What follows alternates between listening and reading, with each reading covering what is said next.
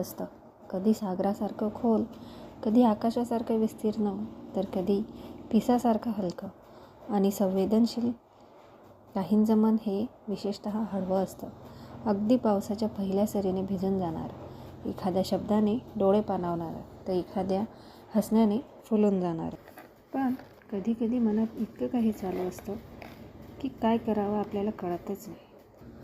कोणाजवळ तरी खूप काही बोलावेसे वाटते, रडावेसे वाटते, पण हे सगळं ऐकायला समोर कोणी नसले तर सगळ्यांना वाटते मी ठीक आहे, पण मनाच्या कोपऱ्यात खोल कुठेतरी काहीतरी खुपत असते.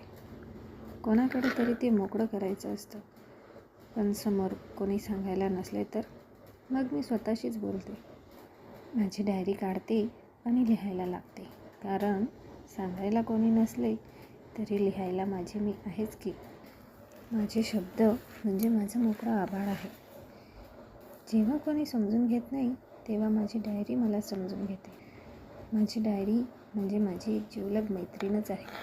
मी तिच्याकडे सगळी मोकळी होते, अगदी बिनधास्तपणे तिला माझ्या मनातलं सगळं काही सांगते आणि तशीच ती पण मला समजून घेते.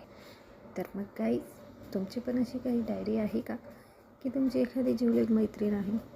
असेल तर मला नक्की सांगा आणि मी तुमची ती मैत्रीण बनायला तयार आहे. सो मला कमेंट करून नक्की तुमच्या भावना कळवा की तुम्हाला माझा हा ब्लॉग कसा वाटला. थँक्यू.